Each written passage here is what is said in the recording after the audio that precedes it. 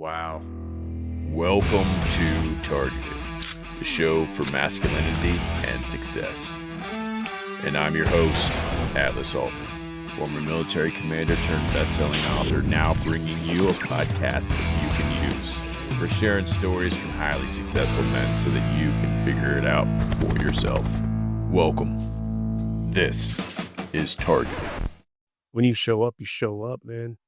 Like, I will put your socials on here, but I follow you on Instagram and people see me working out. I put my workouts and I put them in my story so that in a year or 2 years, 5 years from now, I get the reminder that I used to work out like this and I used to lift this much weight and I used to. Yeah. And so like, I don't ever want to regress, man. I want to show up and be better every day because it's a choice, dude. But yeah, you show up like that. And we all see it. So thanks for putting that in the world. I appreciate it. I try to, I'm not as young as the guys that do what they're doing now. And like I say, I'm 58 years old. But I want to show that, you know what? You get to this age, you can do this. You can do it. And I'm not a super athlete, but I can do quite a bit. And I'm proud of what I do. And I post it because I'm proud of what I do. And I want other people to see it. And learn from it. There's people that come into the gym and they, I'm out of shape and dude, I can do it. You can do it. Yeah. For real. Yeah. I think we have a great group of people. The people that you're following or people I'm following. I think we all see the same posts. Yeah. And we all do the same thing where we're looking at like, okay, yeah, I'm part of this pack, and this is a strong pack. I'm part Very much. And it's cool to see you guys grow and continue to push. And sometimes I'll pull my phone out, sit down, and I'm like, I gotta go to the gym, man. Yeah. Mark's doing freaking burpees again. I feel like fluff. And if that's exactly what it's for. And that's beautiful. I love it. Sharpens iron. Yes, it does. And you used to have to be in the presence of someone and watch them physically, but now I could do that in a little box that I carry on my phone in my pocket, when I pull it out, it's motivating. And whether people want to admit that or not, or they want to make excuses, you either train or you're a loser. If you're not doing what you need to do, you're going to end up not being where you need to be and part of the life. Exactly. 100%. All right. So let's travel back in time. 10, 20, 30 years. You could tell yourself, your younger self, something, knowing what you know now, what would it be? I'll go back further. All right. I would say to myself, if I can meet myself as a kid, little tearaway, hated the world, you were loved. That was a big thing for me when I was a kid. And I'm going to get emotional, but it comes down to a point where I never felt I was loved. So I wanted to have attention. So I done stupid stuff to get that attention. But the attention came a different way. It was the stern side of the attention, but I got attention. And I would prefer to have somebody calling me a little tearaway. You're an idiot for this, because you know what? You're talking to me. You're giving me that attention that I want. So yeah, that's what I would do. I would go back and say, you know what? You were loved. And I only found out about that as I got older. I started seeing it in a different way. And I'm like, you know what? You were an idiot. But I was a kid. I didn't know. So I just done what I did. It's interesting looking back and seeing it in 2020, isn't it? Mm-hmm. But not 2020 COVID, like, clear vision. When you're going through it, though, it doesn't feel like that. Mm-hmm. So what'd you do for attention? You got yourself in some trouble. I got into a lot of trouble. Yeah. Yeah. Was it mostly fighting or just being defiant? I was never a good fighter. I'm probably still not a good fighter, but I had a thing where, like I said, I was pretty poor. So I had a lot of people that I knew at school that had a lot of stuff. They had the best thing. At the time, it was the Lacoste, the Nike. Well, you call them Nikes here or something, right? Yeah, all that stuff.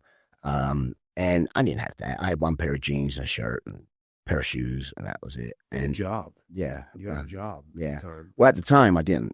And it just came to a point where I just hated everything. Everyone was, they would bully you a little bit. They would talk shit about what you're wearing. Yeah. And then I took it. I'll get into a fight. I'll get beaten up. I very rarely won, but I would always fight back. And what I found was you don't have to be the best fighter. Right. You just have to keep coming back. You keep coming back. That guy's like, he's crazy. He don't want to fight you no more. You know what I mean? Yeah. And at that age, then you start becoming friends, right? But then I would see other kids get bullied. And I hate bullies. I hate bullies with a passion. So I go try to help that kid. I get my ass whooped again. But there's that stuff. Like I said, I'm not a great fighter, but I was never scared to back down. I never backed down. And that's how I lived my life for a while. And so it was like I was taking on every other people's problems amongst my own. I get that. You know what I mean? Yeah. Yeah. Yeah, I have the saying, I love saying it, the difference between being brave and stupidity is often the outcome, So I was a stupid kid. Yeah, the outcome was always me losing a fight or me losing an argument or me being in the principal's office. Yeah. And I get that, man. I feel that because I think as kids, we all look at other people and we compare. And I think now social media gives that comparison to you to look at other people. And Facebook, is a prime example of what you're looking at someone's best that they're trying to put out there and not seeing the big mess that we all still have. So when did you break that cycle? How I broke it was, obviously everybody's on Facebook, social media, and that could be a good thing. It's a good thing because I keep in contact with my family, but it's a bad thing because any Joe Blow can come on or whatever and say something. Not so much with my personal, because I only have people I know on that. I don't have anyone else. But something like Fight Scrub, where it's open to everybody, you always got that person. That old me, when something gets said, that old me comes up, and I got to go, you know what? He's entitled to his opinion. I haven't got to listen to him. And he's just looking for attention because I was that kid back then. So he's kind of that same person, maybe an adult, but he's still a kid in his brain, right? And he's just looking for attention. And 9 times out of 10, they don't have any followers. It's just one of those blinking pages that just looking for trouble, right? Yep. So I just learned, you know what? Whatever you think of me, I don't care no more. Yeah, the rage baiters as well. Yeah. I see that a lot. The only people I care of their opinions are my family, my wife, number one, my kids, and my good friends. Thank you. Yeah. I get that a lot. Mm-hmm. I do. The cycles, it's hard to break, man, and it comes back. So Tony Robbins, he came up with this theory called snapback. So whenever you achieve success, and you reach another plateau or another level, there's a part of you that feels like you shouldn't be there. And it's big in the martial arts world. Whenever someone gets another belt and they're like, oh, I don't feel like I should have this belt. The imposter syndrome. Yeah. So you snap back to this old you. And I see same thing. I like how you said that. Sometimes you read a comment and you'll be like, old me, I'm going to get on there. Yep. But the Machiavellian approach is something I recently got into, and it's basically just being silent. Just saying, well, you're allowed to have your opinion, and then that's your opinion. Yeah. But the majority of us like Fight Scrub in this particular sense. If you don't buy it. Yeah, exactly. But I'm not going to say anything. Yeah. Someone else will probably. I'll let them do that. And they do, man. Like when you build a network of people that are like-minded, and you see that comment, it's usually a couple minutes before somebody jumps on them. Yeah. Like, hey, man, while you're living in your mom's basement, why don't you go ahead and remind yourself to take a shower when you get off your Call of Duty game or whatever it is that you do besides rage baiting. Have a good day. I have a good soap you can buy if you want. Tell your mom to buy my soap. Oh, that's hilarious. Yeah. Go steal your mom's soap. She likes snow. She likes sandalwood bourbon. It probably reminds me of your dad that you don't see no more. See how it starts? Yeah, cool. It is. It's like that. But the way we were raised is different than I think the way the kids are being raised now. Mm-hmm. There's old movie called 21 Jump Street. Have you ever seen that? Long time ago. Yeah. So they as a 21 Jump Street. Yep. We'll put this up because this is hilarious. So it was originally like these guys would go back into school and they knew all these things and they would do whatever was cool. Mm-hmm. The remake was them like saying, education's stupid, and people are like, no, actually, education's quite, Yeah, I know, right? that's the contrary. And I see that, like when I watched that movie for the second time when they redid it, I'm like, man, that is our generation. Like, Yeah. we were very much like that. Another one is Adam Sandler has a movie where he goes back to school. I think forget what it's called. It's going to come to me in a minute. But Billy Madison. So Billy Madison, he's a rich kid's son, and he's getting taken care of like we probably take care of our kids. We want them to have the best life that we didn't have, right? Exactly, right. So we do that, and we're showing them love through gifts, which is a love language. And then they live a life that we never intended them to live. We want them to experience challenges, but the challenge shouldn't be the challenges that we experience. Yeah. So it's a weird mix. But anyways, this one took it to the extreme. And it has Adam Sandler going to school like every grade in a couple weeks to re-graduate from high school so they can take over the family business, which is worth a lot of money. I haven't watched it. It's hilarious. I want to see it. It's hilarious. He goes back to school and he tries to do the antics that worked when we're in our generation, and they don't work now. So, Like an old fossil. Yeah, that's funny. Yeah, I'll have to watch that for sure. Pretty funny, man. But it every time I watch something like that, it brings me back to like old me, man. Yeah, it's the snapback. Oh yeah, definitely. So take a deep breath and just let it go. And I do that. I do the why when I was a lad to my kids. And they're like, oh, they see their eyes rolling while they're looking at the phone. And I'm like, we didn't have that. We had to have this. And they're like, all right, Dad, you told us so many times. They're good kids. They are really good kids. Well, I mean, so talk about your kids. Mm-hmm.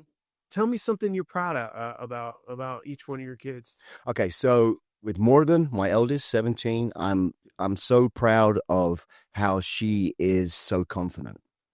She's very confident of herself. She can talk to anybody. It doesn't matter who it is. She can have an actual really good conversation. She's a very smart girl. And with my youngest, she is very quiet. I mean, you've seen her before, Molly. She's that's it. That's her face expression. She has really bad anxiety, really bad. And at one time, she didn't even want to leave the house. So while I was doing the jiu-jitsu, now the only reason why I went to jiu-jitsu was because my eldest says, Dad, for like 2 years, she's like, I want to do jiu-jitsu. I want to do jiu-jitsu. And I'm like, well, there's nothing around here. Excuse me. There's nothing around here.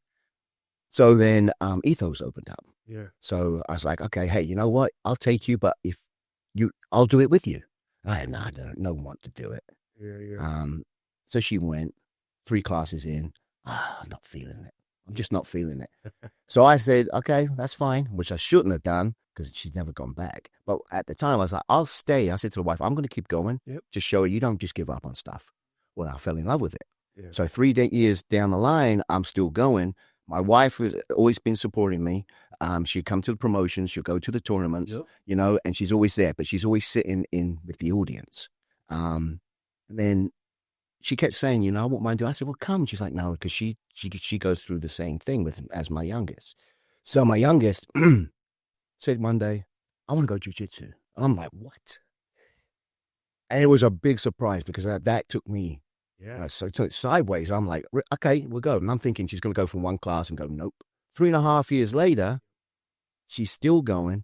She goes into tournaments in front of hundreds of people. She loves it. Now you look at her and you know how she is. She's just stone-faced. And a lot of people go, is she having a good time? And I'm like, well, sometimes I don't know. You know what I mean? So that's my kid. I still don't know. But I'm going to say yeah because she's still wanting to go. You know what I mean? But it's actually really helped her and my wife, their confidence and doing stuff that they would never, ever have done. So for just a simple thing, I'm proud of my eldest for that confidence she has. And I'm very proud of my youngest for overcoming that anxiety to have that form of confidence that she has now. That's awesome. There's a lot more I'm proud about, Yeah, but if yeah. that's anything, because that to me makes me feel that I'm doing my job. And she, as they get older, when they leave the nest, I don't have to worry about them. So good too. And jujitsu is so good Oh my God. for girls especially, you know. Oh yeah, definitely. That's awesome. Thanks for sharing. I know I threw that on you, and No, no. probably weren't expecting to talk about your kids at all. It just I know your daughter. I've seen her like she's usually teaching something whoever her partner is. She knows what's going on. I'm like, she's smart because like a lot of times I'm watching what's what, and I'm like scratching my head. I'm like, am I doing this right? I need somebody to come around. Yeah. They're like, no, and I'm like, yeah, but she's always on it. Yeah, I've always noticed that. she loves it. She's gone through a little bit of a teenage thing right now. She's finding new things. You know how that is, and I want her to find new things. That's the whole point for the jiu-jitsu, giving her that confidence to go out and do those other things. So I don't want to stop her from doing that, but I really want her to carry on, and she is. And I always ask her, hey, do you want to keep going? And she's yes. So if she doesn't, I think I always worry sometimes that my kids will do something because they don't want to disappoint me. Yeah. You know what I mean? Yeah, I get that. Yeah. But I always tell them, what would disappoint me is you doing something you don't want to do. That's what would disappoint me. And well, she's still doing it. The wife loves it. Yeah. Yeah. Yeah. See you guys do. All right, let's talk about your wife. Mm-hmm. How'd you guys meet? Okay, so it was a mutual friend.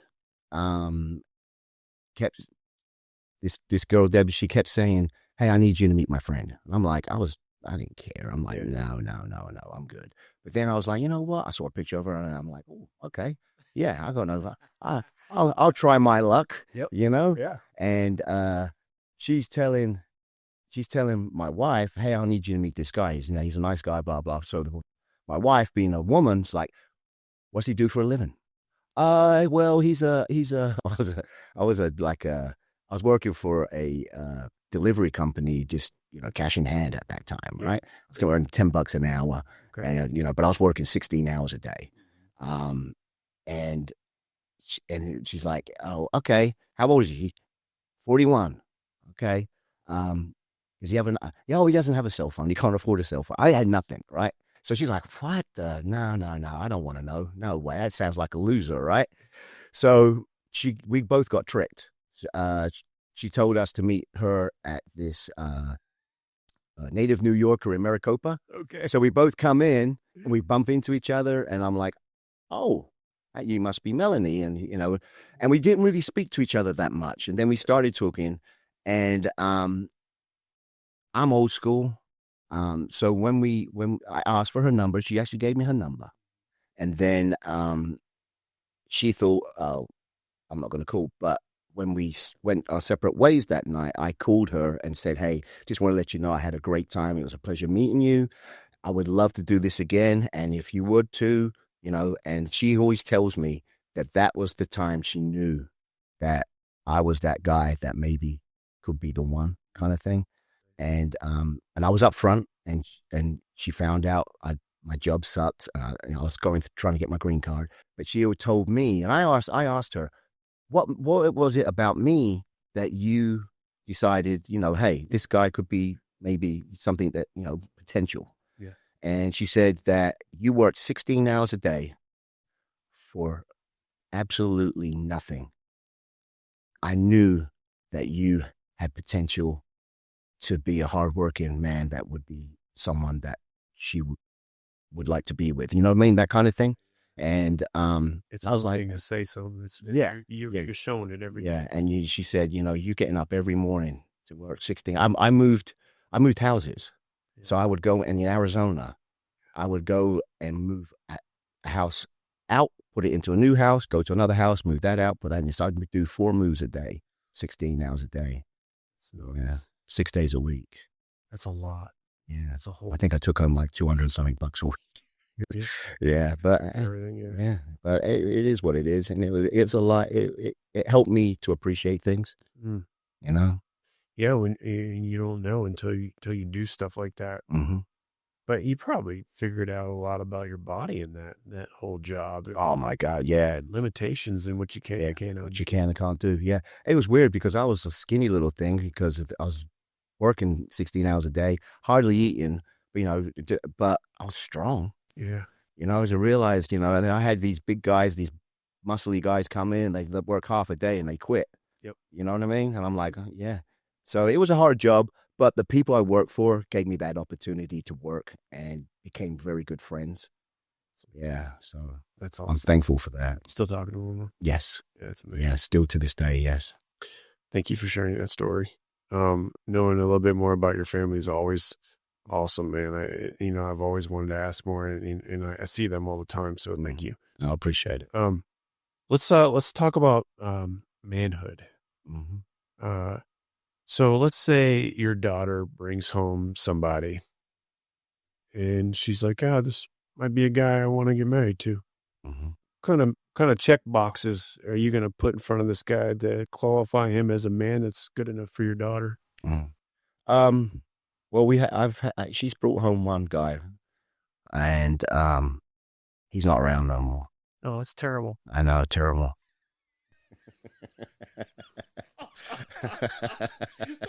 So having that experience, yeah. So basically, I look and see how he talks to her. I look how he is with her, how he interacts with her. Because if he does anything different than what I do with my wife, and no way, it ain't happening. And I always try with my daughter to see how I interact with my wife, how I talk to her, and respect her. That she needs to find somebody like that. I don't tell her that, but I'm hoping that she sees that. You set the example. Exactly. And you're that kid that comes in, because they're kids. They're 7 kids to me. And you come in and you plunk yourself on the sofa, put the it ain't happening. You know what I mean? You're going to come in, you're going to show respect. I'm not the type that you got to come in, bring flowers, stuff like that. But you don't just walk in, expect to go into my daughter's bedroom and think you can just lay on the bed, put TV on, this now. You're going to come in there and sit on the couch. Yeah, I'm going to be there. That kind of stuff. Yeah. And I don't make anything. I don't disrespect him. I don't talk down to him, right, because it takes a lot for a kid to do that. Yeah. And I give him that respect. But as soon as he loses that respect, it's done. Yeah, it's over. Yeah. So I gather that from you. Respect is a big deal. Very much so. And so for man, I tell this to a younger men all the time. I'm like, if a woman doesn't respect you, that's not the woman for you. If one of your friends doesn't respect you, find a different circle to get into. If you're in a job that gives you no respect, doesn't matter what it is, by the way, you can do anything. Exactly. And if you're not getting respect in that job, you need to push away. A man needs respect. Yes. It's core to who we are as men. It makes a better man. Yeah, I agree. But there's a flip side to that coin. I believe that the man does deserve respect, but that man has to earn that respect. And he has to show respect to get that back. If I've earned that, if I know I've earned that respect and I've shown you respect, but you don't give me that back, then it's like, okay, well, I got nothing for you. You got nothing for me. We'll go our separate ways. I love that. And it's so true. It's an easy rule. It's like almost a golden rule. Yeah. Like, do unto others what you want done to you. Yeah. But put respect in there on there, that's amazing. All right. Any other core values you think it would make a better man? And I don't think your daughter's future husband is going to be watching. Maybe, who knows? But like, the reason why I ask in that frame is because it really makes you think, like, what does make a good man? Mm-hmm. And I've sat around tables similar to this, working with some very elite people around combat zones, and I've asked them similar questions. What makes a man? Respect's always the one. Yeah. Strength is another one that comes up a lot. So I know that's core to you, and strength means a lot to you. So what is your definition of strength? First of all, strength to me is not a physical thing. Yeah, you can have the big muscly guy. Now, you're talking about my daughter. Now, my daughter, just say she meets this young guy. He's a computer nerd. He can't fight his way out of a wet paper bag, right? But he'll put himself front right there and get his ass whooped for that, my daughter. He treats her well. He may not be the best fighter in the world, but he will put himself out for her. He will treat her how she should be treated. He will listen to her. He'll have a conversation with her. That to me is what strength is. The respect side same thing. And she should be respecting him for the same thing as he does with her. Truthfulness. I believe in truthfulness as well. We all mess up in life. And for a man to be a man, he needs a good woman, I believe. And for you to have a good woman, you have to show the respect, have that strength, and have that truthfulness. You need to be honest with that person.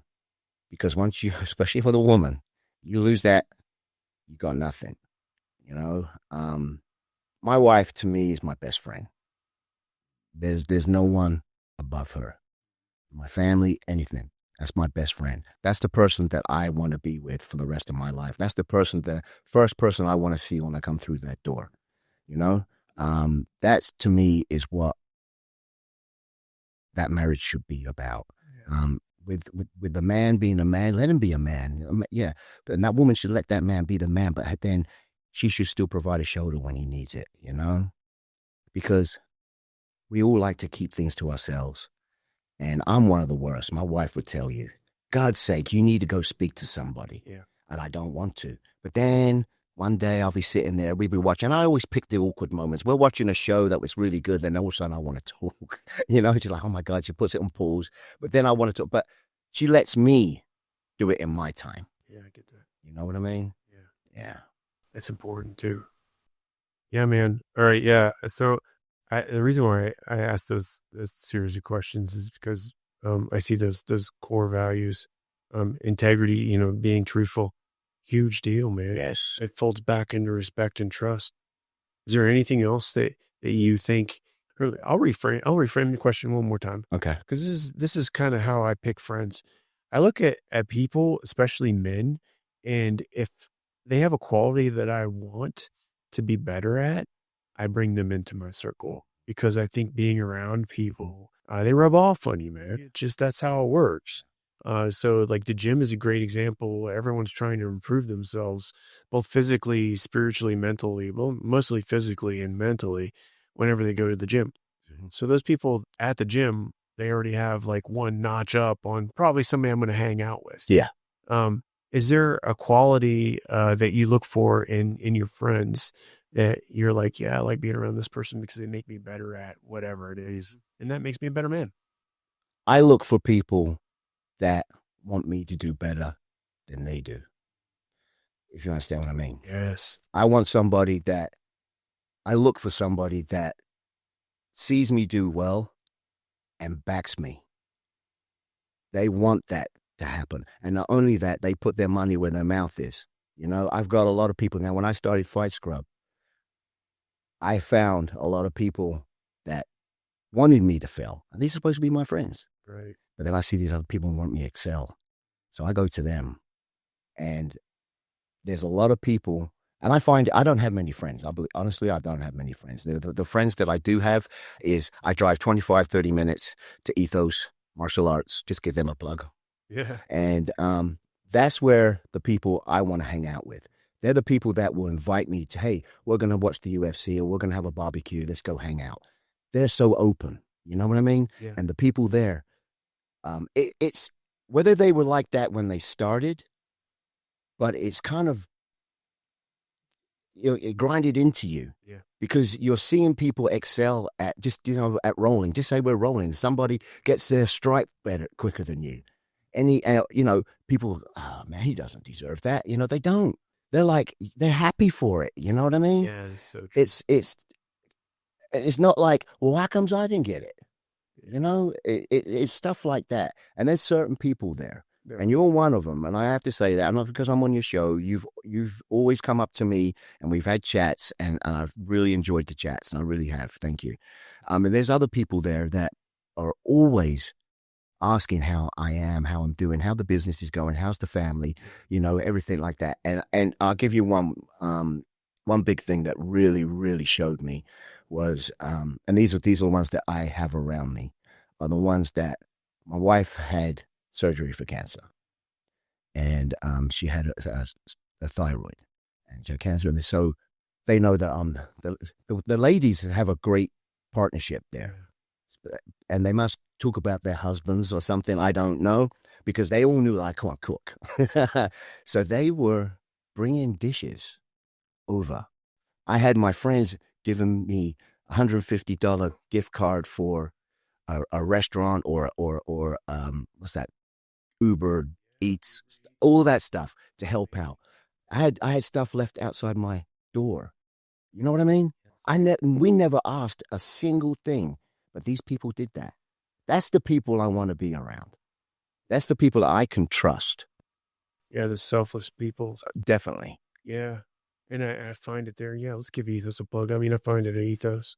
I think the mixed martial arts community is growing into little cliques where people could trust each other and are becoming teams in life, not just in a sport. But yeah, I see that. To back you up, you're absolutely right. There's a lot of people that want you to fail. Oh God. Whenever you start something, because they're lazy. Yeah. And, they're like, oh, see, this is why I don't do it. Atlas did it. Look, he fell on his face. Yep. Misery loves company, right? Right. Yeah. Like, I remember when I started this podcast, and I have a show that's getting ready to be released, I think, this week.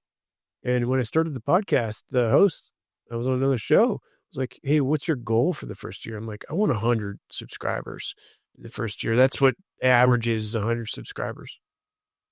I think I have close to 60,000 subscribers now. That's beautiful, bro. Because, I have people that want me to fail, but that's just fuel for me, baby. Oh, yeah, definitely.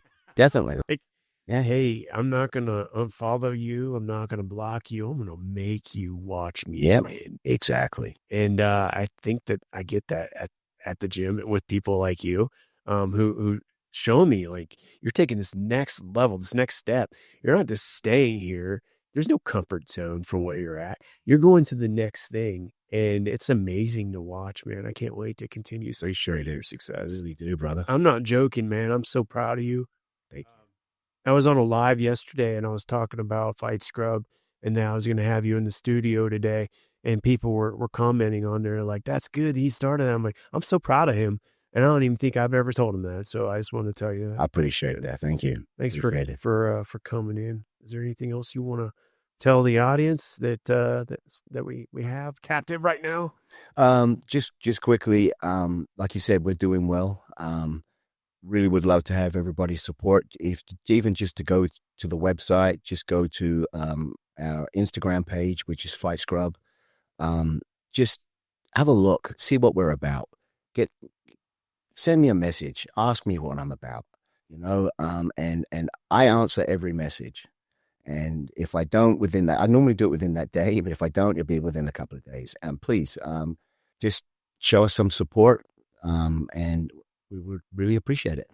Yeah, you're gonna blow up. This show's gonna blow up because you're on it, and I appreciate. The future of Fight Scrub is extremely bright. Yeah, check them out. I mean, you are not going to believe that you did not use Fight Scrub and know about their product until you start using it, and you're going to fall in love with it like I did, like all these other people have. So I just want to quickly again check out the link. It's right here. I'm going to have it in the show notes. If you're listening on Apple or Spotify, it'll be in there. Check them out because they are the next best thing that you may or may not know about, but you absolutely should go in there, buy their product, try it out. If you know somebody that fights, if you know somebody that's in sports, any sport, get it for them. And I guarantee you're going to get much love for giving them something that's preventative. It just never existed until today. So thank you again for creating this and bringing it into the world. And thank you for your time. I appreciate you. Just one thing, please. We're so confident of our product that we offer a full refund. Yep. So just bear that in mind, ladies and gents. If you don't like it, contact my show and I'll buy it from you, whatever's left. Unless it's a soap bar, I don't. Yeah. Or you keep that. Yeah. No, I didn't know that. Yeah. I mean, you probably don't get anybody to say that, but I mean, no, we've only had one bar that I won't go into detail. That they, I think they used it.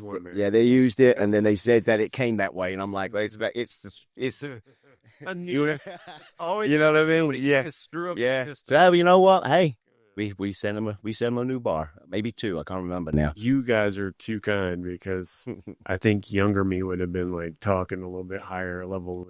Yeah. I believe me, the younger me would have done the same. But hey, we appreciate your business. Well, Mark, I appreciate you coming in. Mark King, Fight Scrub, co-owner. Check him out. Check out the page. I hope you enjoyed the show and the nuggets that he brought to you on life. The quotes that he have are just absolutely amazing. I guarantee you're going to be plastered all over the socials for what you just gave us. So I just want to thank you in advance for Appreciate it. well, I'll thank the thousands of people that are going to see this and get changed perspectives on their lives, their days, and then continue to do whatever it is that improves their lives because of you and your product. So Thank you, sir. big deal. So humble to be somebody who has such a big product. And then in the studio today, I can't thank you enough. And I'm going to stop. So that's targeted for today. Mark King, Fight Scrub. Check him out. If you are new to the show, welcome. We have pro fighters, World Series champions, Hall of Famers, general officers, multimillionaires in AI, whatever kind of man you're looking to be.